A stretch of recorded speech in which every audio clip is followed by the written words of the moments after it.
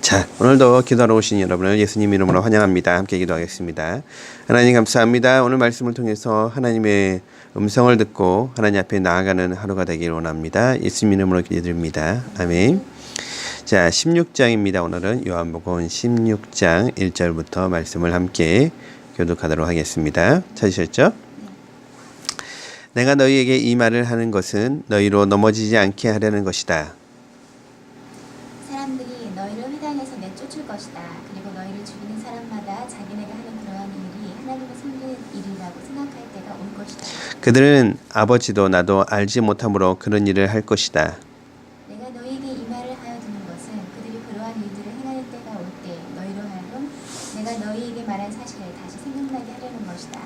또 내가 이 말을 처음 하지 않는 것은 내가 너희와 함께 있었기 때문이다. 그러나 나는 지금 나를 보내신 분에게로 간다. 그런데 너희 가운데서 아무도 나더러 어디로 가느냐고 묻는 사람이 없고 도리어 내가 한 말 때문에 너희 마음에는 슬픔이 가득 찼다. 그러나 내가 너희에게 진실을 말하는데 내가 떠나가는 것이 너희에게 유익하다.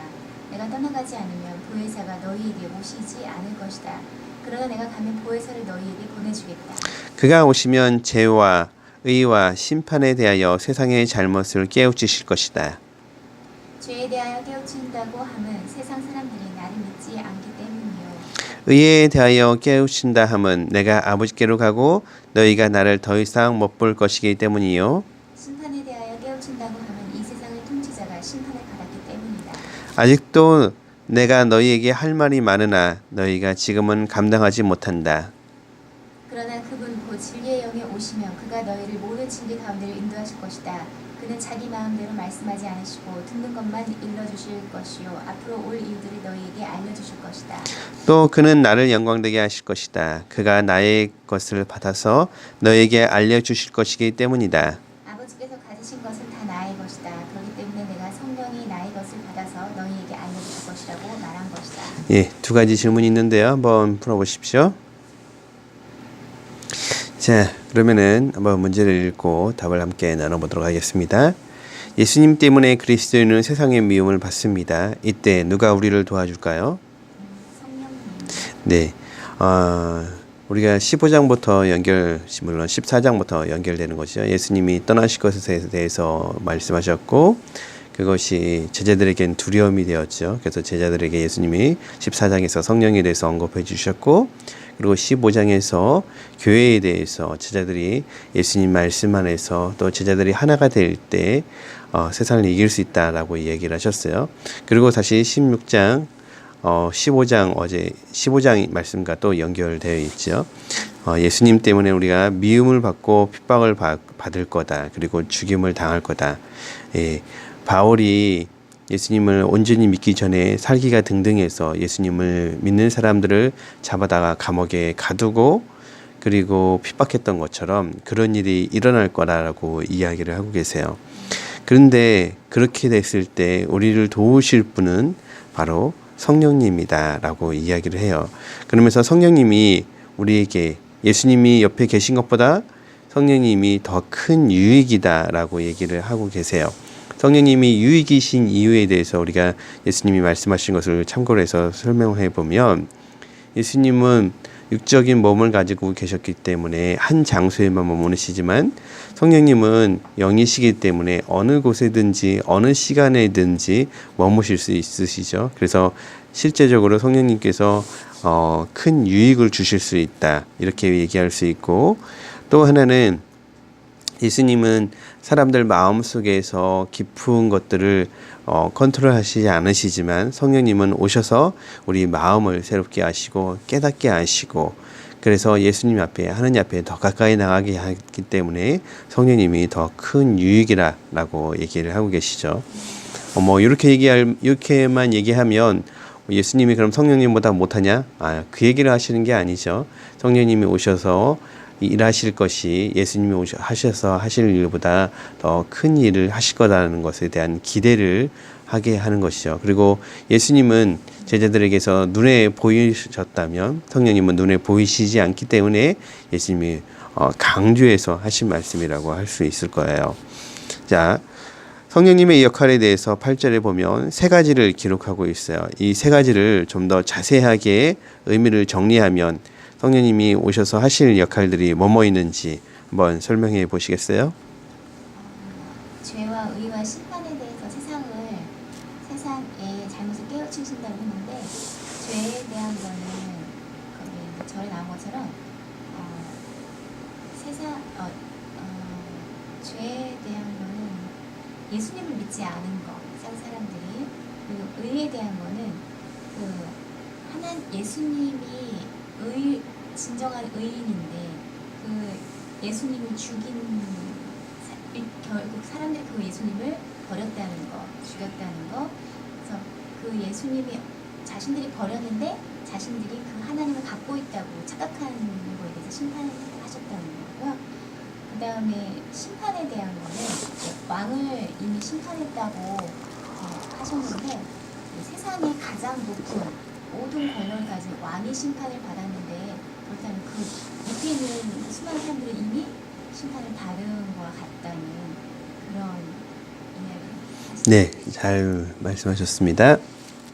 네, 세 가지에 대해서 말씀하셨죠. 성령님이 오시면 죄에 대해서 그리고 의에 대해서 심판에 대해서 이야기하신다고 하셨는데 죄에 대해서라고 하면 우리가 생각하는 죄 하면 여러 가지가 떠올 수 있는데 성경에서 얘기하는 가장 강력한 죄는 불신앙, 하나님을 믿지 않는 것, 그것을 바로 죄라고 얘기하죠. 제가 설명에도 더 붙였지만 죄란 하마르티아라는 헬라어를 쓰고 있는데 이건 관역에서 빗나갔다라는 뜻이죠. 우리의 관역은 하나님 앞에 나아가는 건데 하나님 앞에 나가지 못하고 다른 데로 가는 거, 빗나가는 거, 그것이 바로 죄라는 거예요. 그래서 성경에서 말하는 죄는 뭐 다른 죄도 포함되지만 강력한 가장 큰 죄, 성경에서 말하는 죄를 한마디로 말한다면 불신앙, 하나님으로부터 떠난 걸 말하죠. 그것에 대해서 성령님께서 가르쳐 주신다는 것이고, 의에 대한 것이라는 것은, 의는 우리가 완벽한 의는, 완벽한 옳음은 예수님밖에 없어요. 왜 그러냐면 십자가에 달리시고 죽으시고 부활하셨기 때문에 그것이 의의 완성일 수가 있는 거죠. 의의 완성이란 얘기는 옳음의 완성, 죄가 없음에 대한 완성이기 때문에 그 죄의 없음, 의에 대한 완성은 예수님만이 하실 수 있다는 것을 성령님이 가르쳐 주신다는 거고요.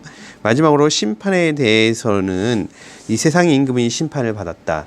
여기서 얘기하는 이 세상의 임금은 이 세상을 통치하는 사단이죠. 예수님이 십자가에 달리셔서 죽으시면서 이미 사단의 모든 왕노릇은 끝이 난 거죠. 그래서 십자가로 인해서 끝난 것이기 때문에 사단이 심판을 받은 것이고 이 세상도 역시 심판을 받았다. 즉 다시 말하면 예수님을 믿어야만이 의롭게 된다. 예수님을 믿어야만이 천국에 갈 수 있다. 이 이야기를 성령님께서 정확하게 이야기를 해주신다는 거예요. 다시 요 세 가지 이야기가 사실은 분리해서 얘기를 했지만 또 사실 결론은 하나죠. 무슨 얘기냐면 성령님이 오셔서 하실 이야기는 우리에게 정확한 믿음이 무엇이고 정확하게 어떻게 해야지 천국에 갈 수 있는지를 알려주신다는 거죠. 자, 제자들은 여전히 불안해하고 있죠. 육적인 예수님이 안 계시니까. 근데 예수님은 성령님이 오시는 것이 큰 유익이다. 왜냐? 성령님이 오시면 우리에게 바로 하나님 나라에 갈 수 있는 정확한 길을 깨닫게 해주시고 알려주시고 그렇게 또 살 수 있도록 용기와 힘을 불어넣어 주신다는 것이죠. 자, 오늘 우리가 하루를 살면서 지금 당장에 우리가 천국에 가지는 않지만 우리가 천국에 대해서 꿈을 꾸고 있느냐 아니냐가 우리 그리스도인의 삶의 표지가 바뀌게 되죠. 우리가 이 세상에서 성공하는 것이, 이 세상에서 우리가 행복하는 것이 우리의 인생의 목표라면 우리가 좀 불행하죠. 왜냐하면 이 세상에서 모든 행복, 이 세상에서 성공 다 주어지지 않으니까요.